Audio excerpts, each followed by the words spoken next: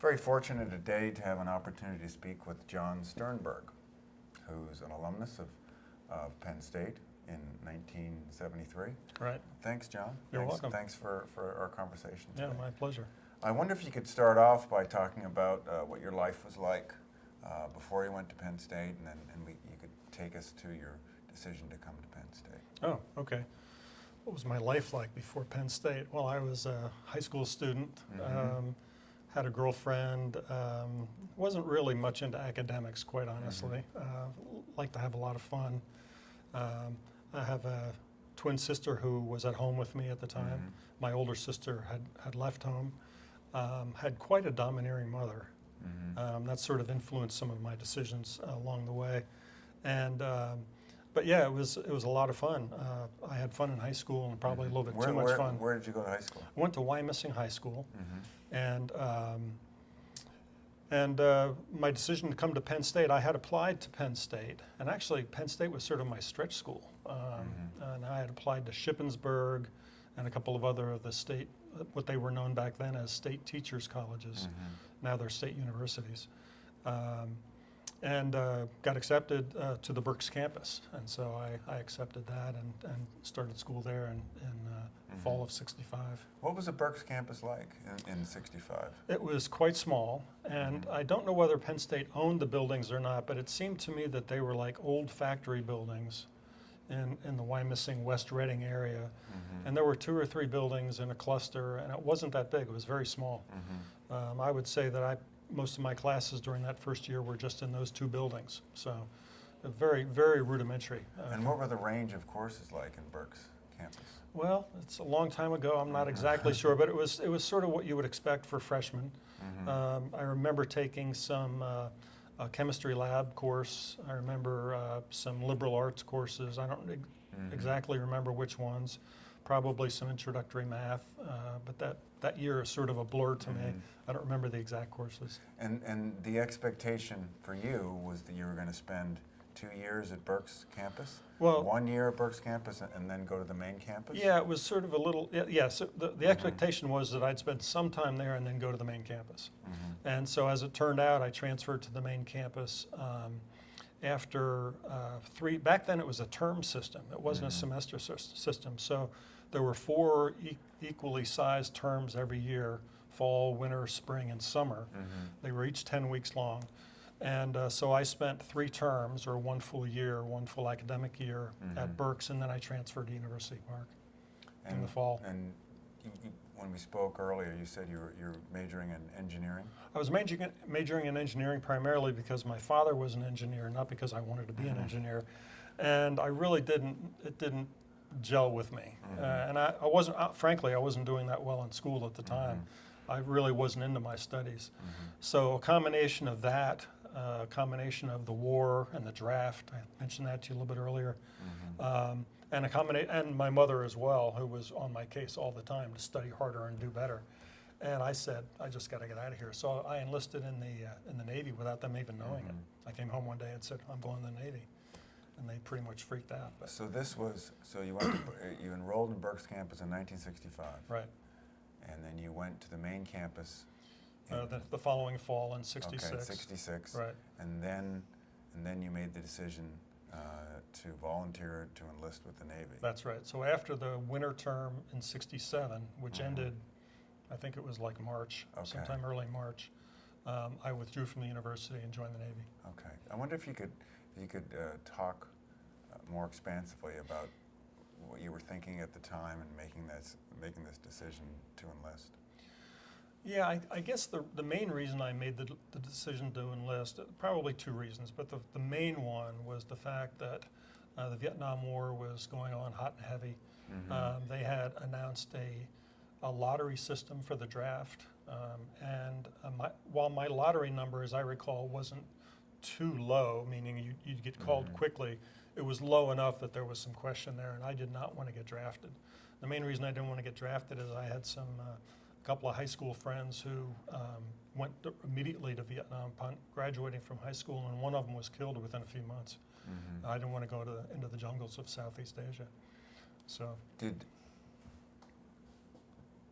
you have conversations with with students or faculty or any other folks on the main campus or at Berks campus as you were making this decision? I think I probably had some discussions with my close friends. There was a small group of us that were sort of all together, and with my girlfriend who was still back in Wyomissing. But I didn't have a lot of conversations. It wasn't a very political atmosphere that I found myself in. We were all just, having fun and going to class. This is at Penn State. This is at Penn State, yeah. That sort of takes me to the. I'm trying to think about the setting as you're making this decision. Sounds to me like it was very much a kind of an internal decision. You didn't have a lot of external forces, at least when it came to Penn State and folks at Penn State that influenced you. That's right. That's correct. What was the climate like in general, or related to the war? I think the climate generally was somewhat apathetic, as I remember. We did not every day or every week go out and protest. That wasn't part of what we were doing. Certainly not my group. Now, there may have been groups doing that, but I do not recall that Penn State was aflame with protest at that time. I think that came a couple of years later, actually, when I was in the Navy, I think is sort of when it exploded a little bit more. But I think mostly there was worry. A lot of young men were worried that they didn't want to go to war. We certainly didn't understand what was happening in Southeast Asia. And as it turns out, our political leaders were lying to us about some pretty basic things related to that war. And it's not something we wanted to do, most of us. Now, there were a few people, as I mentioned, who enlisted early. They were sort of more gung-ho. One guy enlisted in the Marines because he was tough and, this is and at rugged. Penn State. No, this was one of my high school buddies. High school. And he didn't make it. So.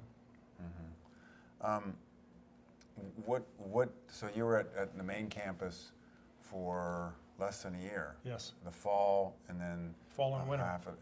So what was occupying your time when you were studying? You said to some degree. To some Maybe degree. not as much. Not as much as I should have been studying. My grades weren't that great. What was occupying your time? What were you most interested in? What did you like or not like about the main campus for that?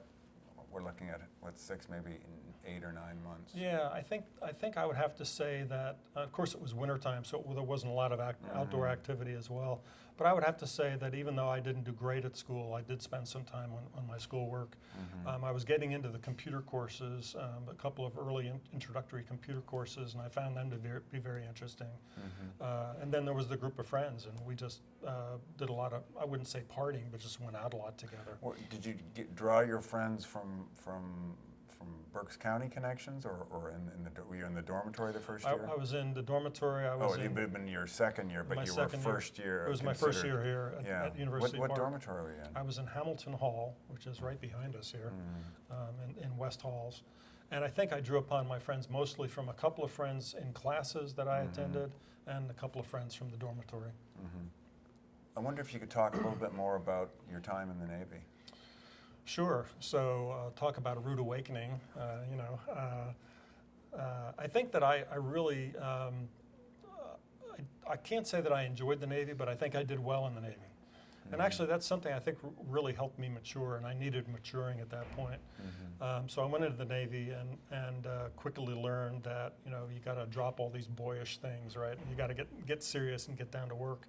But I did well in the Navy. There was if you pass certain aptitude tests, which I did, they assigned you to a certain rating, they called it, which was sort of like a job classification.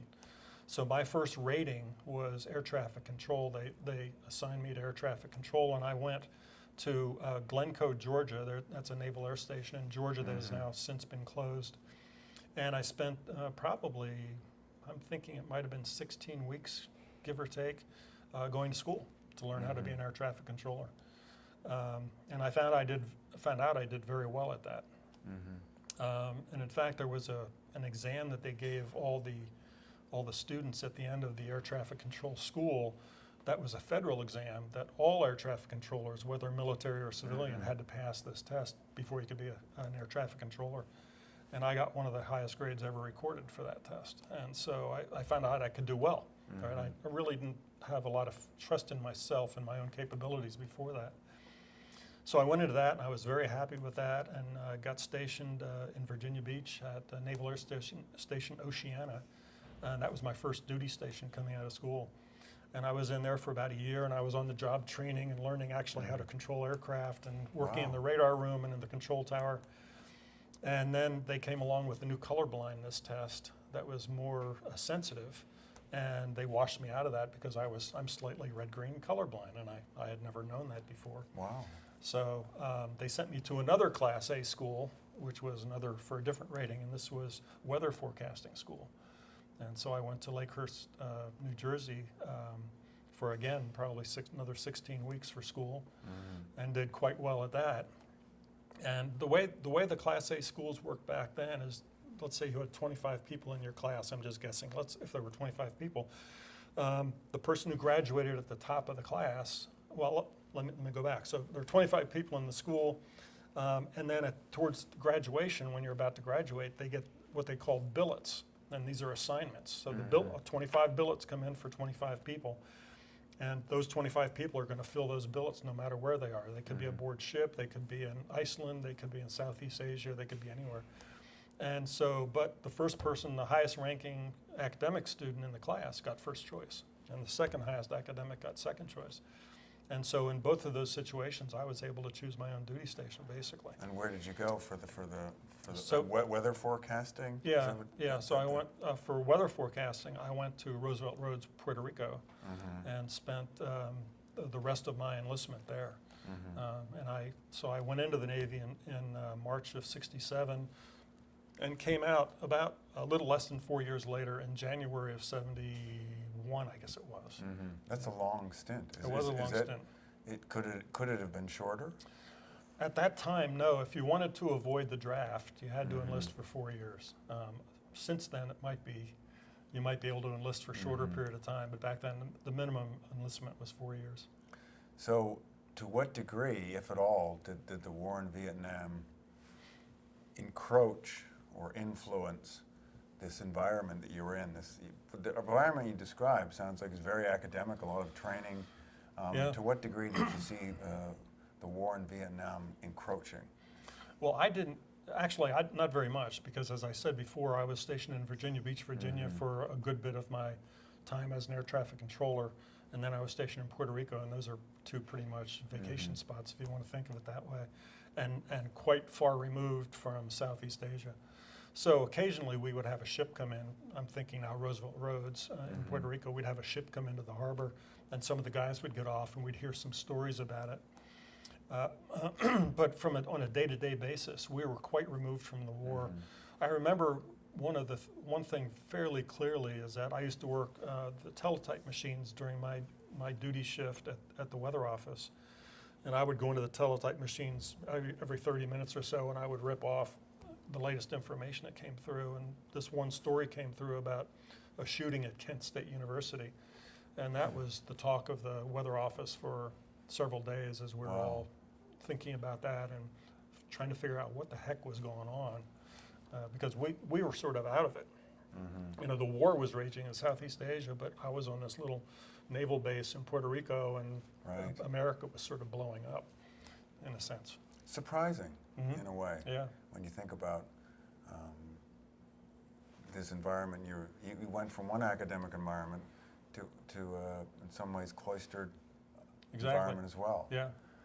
How did you change? Did you read on your own more about current events or the war or any other issues? Yeah, it wasn't like today. I mean, you can't pick up your iPad and read the latest news, right? So we would certainly get news, and there were some national newspapers that were delivered to us, and we would read them on occasion. But we were mostly cloistered. I went out with my buddies at night, and we would jump in a car and go to San Juan and spend the night drinking and carousing and whatever else we did. And I think every once in a while, we would get sort of sucked back in by some large event like the Kent State shootings, but largely cloistered, I would say. And when you were, as you were entering your third and fourth year, what in your mind was the next step? Well, I guess probably entering my third year, and I'm just guessing as to time frame here, it dawned on me that I didn't want to make the Navy a career. That wasn't something I wanted to do. So Why was that? Too rigid, for one. I mean, I can follow orders, but I don't always like following orders, and sometimes you have to take orders from people that you don't think are very smart, and that was difficult to do at times. So, and also, I had a girlfriend back in the States who probably at that time was planning to start her time at Penn State, and we were getting serious over time, and I didn't want to be away from her for months at a time during our marriage, right? So, so it was a combination of things. I wasn't really a lifer, as they called the guys who would re-up, and I wanted to come back to the States, get married, have a family, and a sort of a normal life. So probably it was about 2 years into it that I began to think seriously about what I wanted to do. And at the time I was working as a weather forecaster and observer in Roosevelt Roads. So I immediately thought, well, Penn State has a pretty good meteorology program. Maybe I want to do that. And the more I thought about that, the more actually it sounded pretty good. And I was actually planning to do that. And then sort of on a whim, another friend of mine and I enrolled at the Inter-American University that was on base at Roosevelt Roads. I don't know if that university still exists or whether anybody knows anything about it anymore, but they offered an introductory course in electronic data processing. That's what they called it back then. And that was my introduction, true introduction to computers. And so I really got interested in that. I took that course and really loved it. And sort of in my mind over a few months, I decided to change my direction and decided to come back to Penn State at the end of my enlistment and enroll in computer science, and that's what I did. So that was in fall of 1970, 1971? Yeah, I got out in January of 71, and they were still on a term basis. So it was the spring. I started in the spring, which probably would have been like April of 1971. Tacey and I had been married the prior year, and she came down and lived with me in Puerto Rico for about 9 months until I was discharged. And we both came back. She was enrolled in Penn State and was close to graduation at the time we got married, and she withdrew, got married. So we both went back to Penn State and resumed our studies. And I think she only had either 3 or 6 months of school left. She graduated and got a job teaching, and I continued with my studies. So until you I entered graduated. Penn State for the second time in 1971. Right. You were 23 or 24 years of age. Yeah, probably 22. And you were yeah. married. Yeah. And you had spent 4 years in the Navy. Right. You were a different person I was than totally, that first John Sternbergh I was totally Penn different. State, wasn't it? Yeah, yeah. How are you different, and what was it like? Where did you live? Did you live in a off-campus housing? No, yeah, we did. There's a little apartment building on South Garner Street. You go from what was then now Babies, that little restaurant called Babies. You go up the hill past the church, and down at the bottom of the next hill on the left is still there. I think it's called Carlton House Apartments, and that's where we had our apartment. And so Tacey graduated after a few months, and then she got a job teaching in Bellefonte. Oh, that worked out. Worked out well.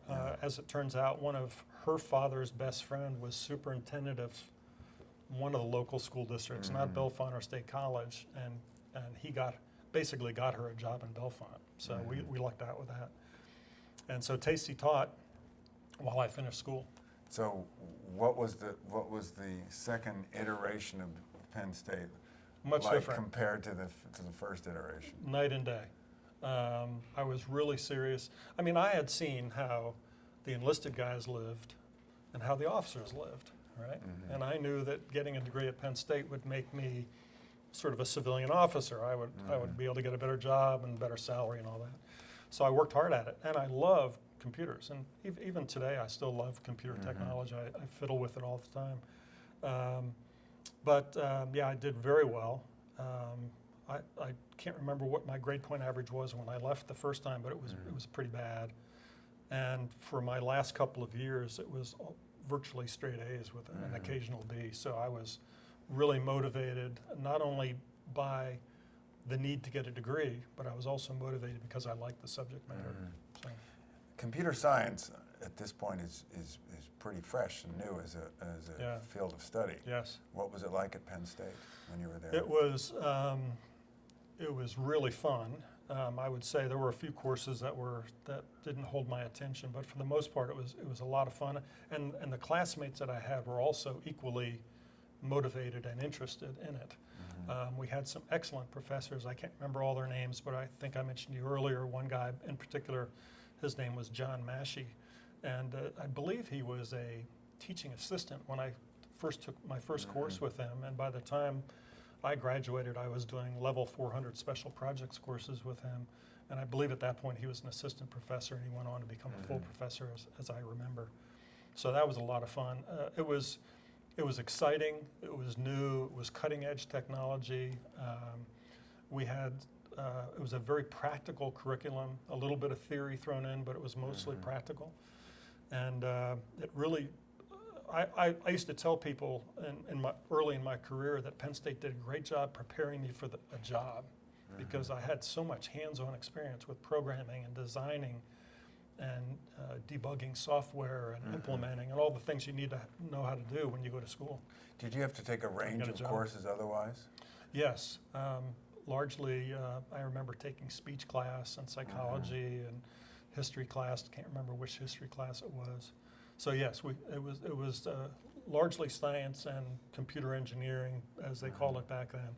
But there were some liberal arts. What was it about this professor that sticks with you still?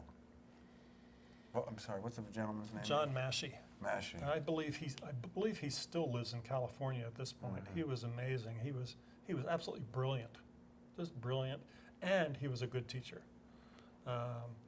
And sometimes you can get a brilliant professor who isn't a good teacher and sort of doesn't jive, and sometimes you get someone who is personable and you like listening to, but not really that brilliant. But he was a combination of the two. And he and I sort of hit it off. There were a couple of guys that I was friends with, and he had these special projects. He actually developed a teaching program a piece of software for Penn State that was used at Penn State for probably 10 or 15 years, and it taught people how to write programs in IBM assembly language, which is the lowest level language above the hardware. So, we were loading registers with a value from that address in memory, and it was very low level programming. And so he wrote this interpreter that helped people learn that language. And in those 400 level courses, a couple of us would work with him on improving that interpreter. And that was just Sounds amazing. very practical and hands-on. Yeah, it was wonderful. What were your classmates like? What backgrounds did they have? There was a profile of a computer science student back then? Honestly, or set of profiles, overwhelmingly male. Overwhelmingly Was it male. entirely male? I cannot remember a woman in my courses, but it doesn't mean there wasn't one, but I can't remember anyone. I would say that we were a bunch of, by today's standards, we were nerds. And we were all interested in the technology, and we spent a lot of time talking about it and working together on projects and things like that. I don't know much about their backgrounds. I can't remember much about their backgrounds. I do remember there was one fellow who was blind and had a guide dog, and I always was amazed that he could learn how to program. And he would read the tape coming out of the key punch machines. It was all in Braille, and it was really quite amazing. But the rest of the guys, I would say, we were just a bunch of nerds who liked working with computers. How about the non-computer science side? Were you more political that second stint? I think that I would say I was more aware. We were terribly disgusted with Richard Nixon. I remember there was a lot of political discussion and meetings and discussion about him, and a lot of derision, quite frankly, when we'd see him speak on TV. We knew every other word coming out of his mouth was a lie, basically, and it was so to that extent there was a lot of political involvement in what was happening with the federal government. There was not a lot of anti-war activity that I was directly involved in during that second stint. I think that I did see some, going to classes and things like that. I would see small groups gathering on campus, but I never really participated in those demonstrations or those rallies, whatever you want to call them. And then there was this one time, I think in May of what was it, 1971, I guess, that there was a very large rally being planned, and it was advertised all across campus. And so I picked up my camera. It might have been a Saturday, it might have been a Thursday, I don't know what day of the week it was, but I followed that demonstration around campus. As I recall, it started on Beaver Avenue, Beaver and Allen, something like that, and it wound around, went down College Avenue, and ended up on Park Avenue in front of the president's driveway, the driveway going into the president's house. And then they sat there for a few hours, and I just followed the whole thing and just snapped photos during the march. The state police and the local police were out in force. The state police, some of them were mounted, and they actually had brought buses of state policemen in from other parts of the state because they were worried about an all-out riot. As it turned out, there were no riots that I saw. No fighting, no overturning cars or burning anything. It was just a peaceful march around downtown and the campus. But they were out in force, and all the cops with their face shields and their billy clubs and their guns and all that. But as it turned out, that wasn't me. You're interested in photography. Did you take any other photographs or subjects or settings for your interest in photography other than? Yeah, so I played with photography a lot, and I was mostly experimenting with it. And photography back then was much different than it is today with all the digital cameras and memory cards and batteries and all that. And so I had a little Nikon, it was called a Nichromat back then. It was a little 35 millimeter camera. And I would do all sorts of different photography. And during I guess it was around October of 1971, and this was still during the war in Vietnam. But after those protests in May of 71, there was still a lot of question about whether there would be peace. There were still demonstrations going on in various parts of the country.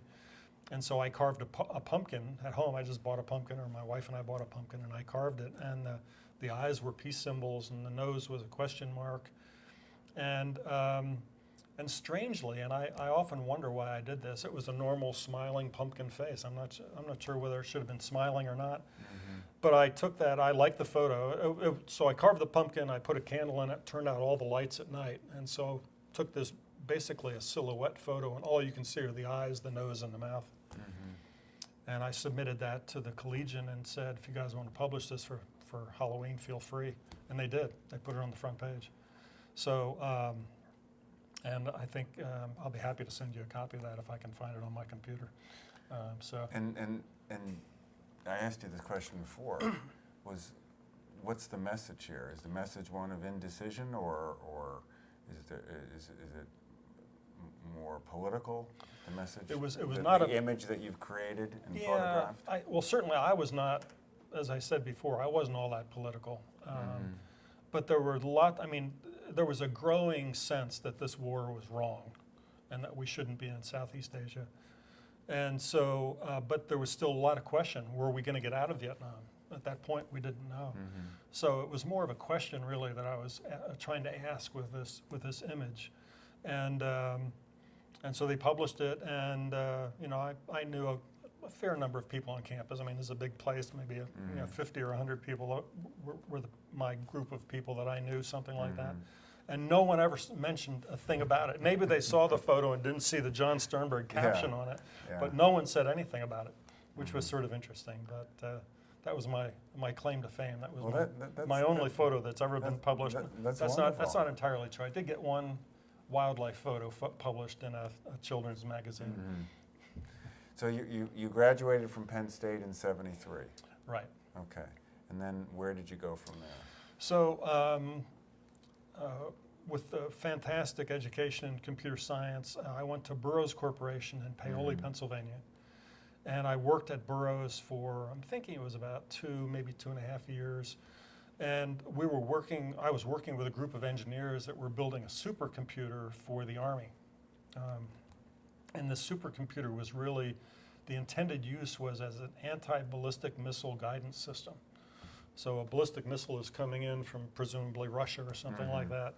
And this computer system would be able to track multiple incoming warheads and vector the anti-missile missiles to intercept them and hopefully blow them up. So it was really cutting edge. It was one of the first what they call highly parallel computers in the world. There were a couple of earlier versions of highly parallel computers. One was called Iliac 4, and that made a lot of people famous. And part of that Iliac 4 team was building this computer system I was working on. So that was very interesting. I was not working on the design or engineering of that because I'm not an engineer.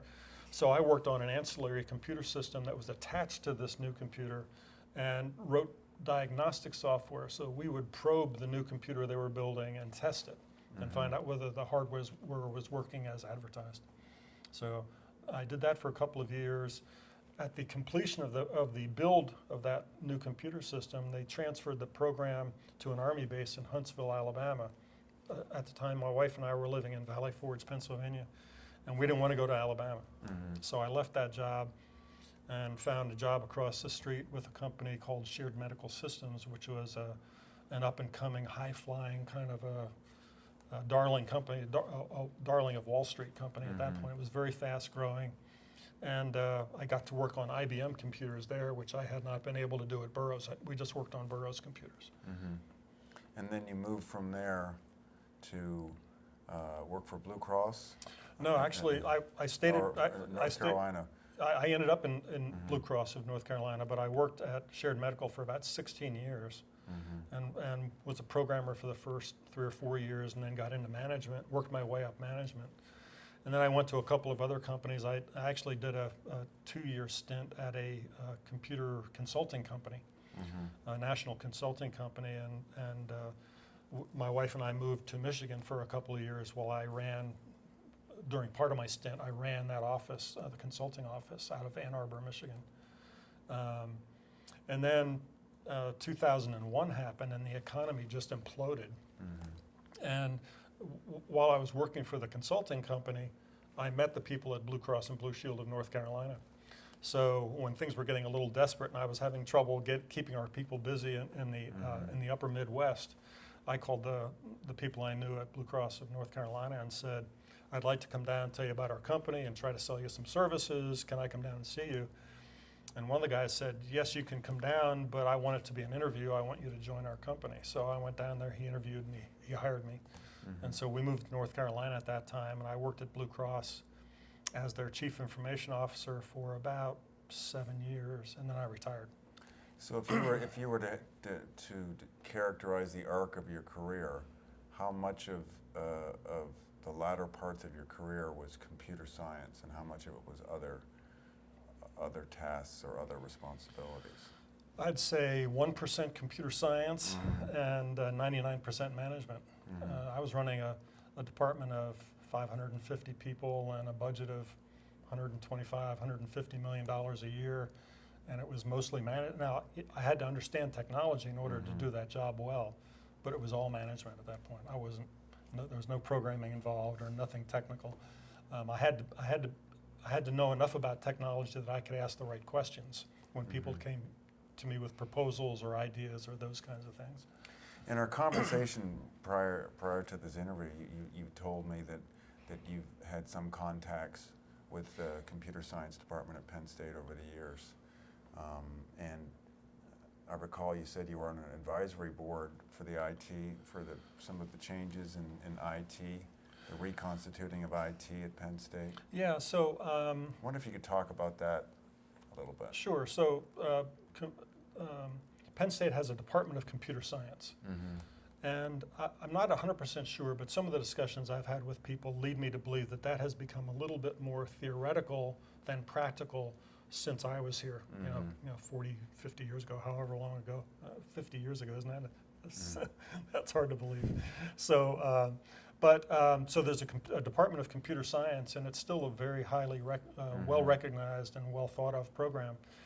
And then back, I guess it was in the mid-'90s, I think, Penn State started up with this new concept of a school of information services and technology, not hardcore computer science, but really information management and information science. And so they created the school called Information Sciences and Technology. It's actually its own college, which is interesting. It's not part of engineering or any other college on the university. And then they built this beautiful building for it back here. And so one of my friends who was on that advisory board for the dean, who worked for Fidelity Investments, and he was one of the leaders in their information technology group at Fidelity. He and I had lunch a couple of times over the years.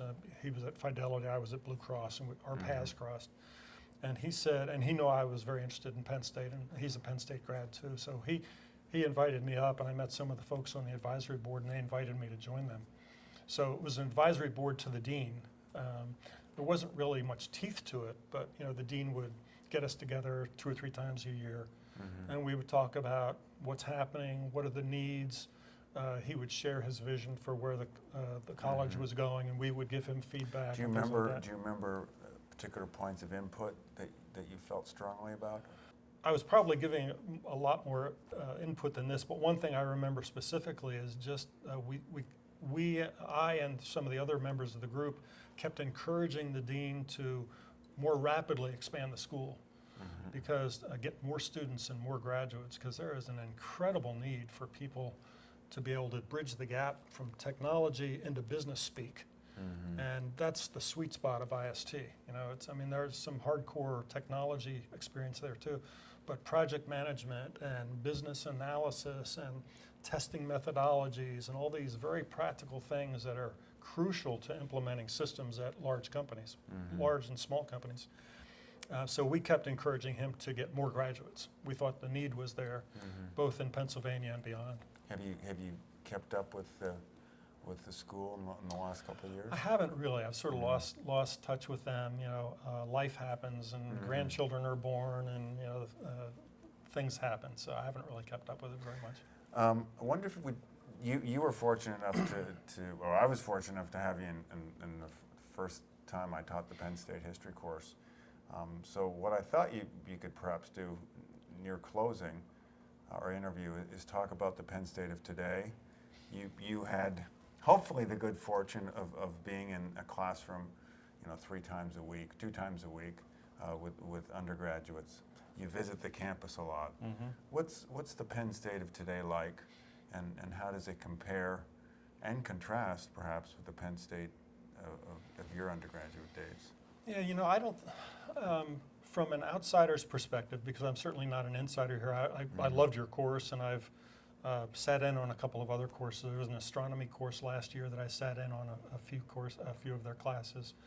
I get the sense, first of all, I think the students are for the most part very interested and very bright. Although I did see a couple of people in your class. I sat in the back, and a couple of them had their computer games up on their screens while you were lecturing. But for the most part, they were paying attention.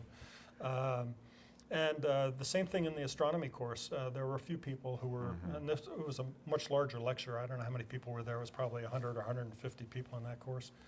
And but they're very serious. They seem to be very, very serious, taking notes. Every once in a while you'd see a phone. Someone really interesting. I never saw this before. Someone would the professor was showing a slide, and they'd lift their phone up and take a picture of the slide from back in the back of the room. They'd take a photo as part of their notes, which was an innovative way to do it.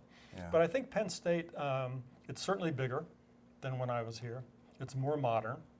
The hub when I was here, in fact, Tacey and I had a sandwich at the hub the other night, and there was no food court at the hub when I was here, let me tell you.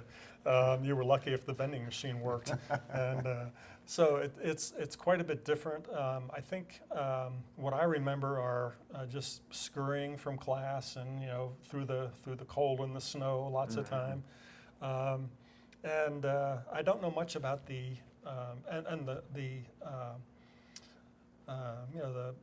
activities are similar. I think in some ways there's probably a lot more intramural kinds of activities that are available now than there were.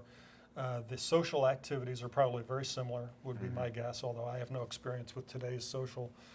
All I can see is some of what I read in the paper and see when I drive through Fraternity Row on occasion.